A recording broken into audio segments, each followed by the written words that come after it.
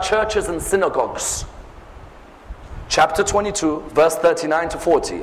Were it not for our Prophet defending himself, there wouldn't be a single church, synagogue or mosque. The reason is Islam was trying to say, when we are defending ourselves in Medina, we are looking to defend every single area of worship which says there is only one God. It's not just for us. The Quran would come with a statement. Say, O people of the book, قُلْ يَا أَهْلَ الْكِتَابِ تَعَالَوْا. O people of the book, O Jews, O Christians, come. We don't want to fight you. Muhammad's original message was, we don't want to fight the people of the book. O people of the book, come to a joint word between us and you. Chapter 3, verse 64. That we will only worship one God, we will not put partners to God, and we will not take lawgivers besides God. After those early battles, you even notice a focus in his message on education. That after the battle of Badr, when he takes those prisoners, some of his companions say to him quite recklessly, let's kill them. He says, no. Let's treat them with the best of treatment, and let's say to them something. They say, what is it? He says, we will ransom them if they teach 10 of our people how to read and write. From the beginning, it was a message in Medina on a focus on education. Seek knowledge from the cradle to the grave. Today's Muslims seek knowledge from the cradle till marriage. After that, become lazy. Seek knowledge from the cradle to the grave. Read until the final moments of your life. The value of a believer is what? Is their knowledge, is their wisdom. You notice, what does he do? He doesn't want the prisoners tortured. No. If you can teach reading and writing, then these are the basis of a great society. Then after that, in establishing himself as the head of the state in Medina, does he say the Jews should be kicked out or the Christians should be kicked out? No, he forms a constitution called the Constitution of Medina. The Jews will worship in their synagogues, the Christians will worship in their churches, and the Muslims will worship in their mosques. There is nothing wrong with having a society of multi-religious dimensions. And even after that in Medina, when he is ordered by his Lord to go to Mecca, he hasn't returned to Mecca since he was expelled. When he returns to Mecca, his companions say, let's go back and fight those Meccans. He says, no, we will conduct a peace treaty with them. His companions say to him, what do you mean peace treaty? Surely it is our chance to destroy these people's lives, to finish them like they tortured us, like they finished us, they killed us. The Prophet said, no, let's have a peace treaty with them and allow them to be opened up to the mercy of the religion of Islam. And that's why, do you know when the Prophet opened Mecca, he taught us an ethical lesson, like the ethics of removing racism, like the ethics of respecting other religions, like the ethics of respecting the other gender. He taught us the ethical lesson by the name of forgiveness. Many Muslims find it hard to forgive today. A person who wrongs me, or a person I see committing wrong, I find it hard to forgive them.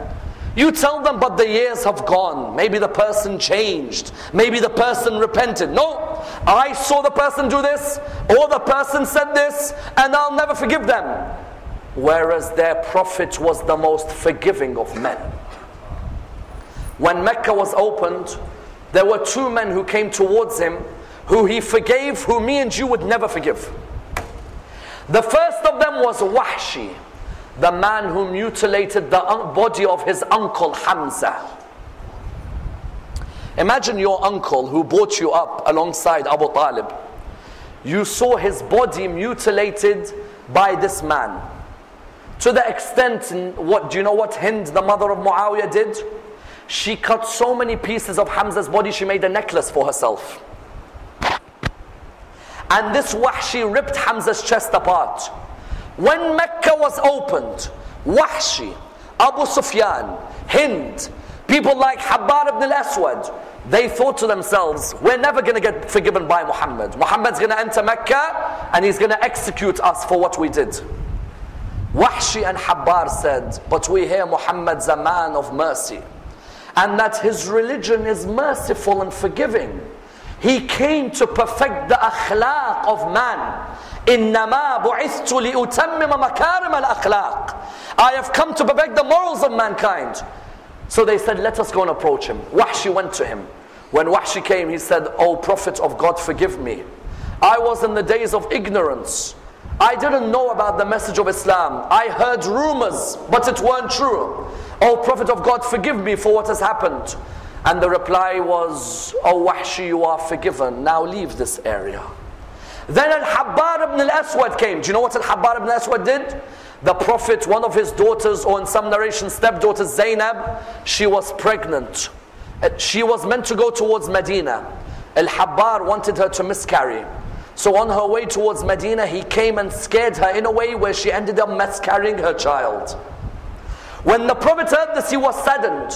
When he opened Mecca, Al-Habbar came and he said, O Prophet of God, I am the cause of the miscarriage of your grandchild.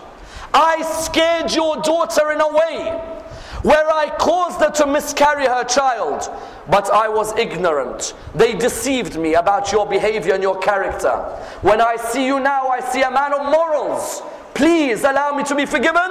The Prophet, if it was me and you, and someone hurt us in this way, would we forgive them?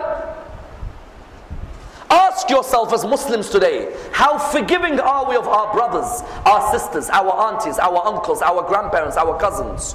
Whereas our Prophet came and taught even this man who caused my daughter to miscarry, he told him, you are forgiven by Allah subhanahu wa ta'ala. Do not worry over what you have done.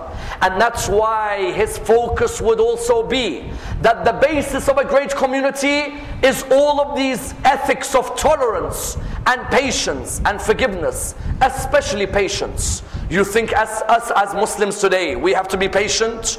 We take it from him. Some of us have to be patient in our marriages. Some of us have to be patient with our children. You find he had to be patient with his marriages and with his children.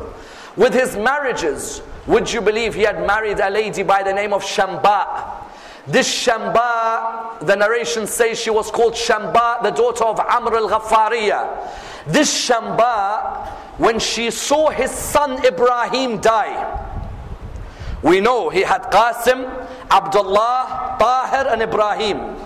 You know, when she saw his son Ibrahim die, she was his wife. She saw his son die. She looked at him. She said, if you're really a prophet of God, God would not have caused your son to die. I'm leaving you. And she left.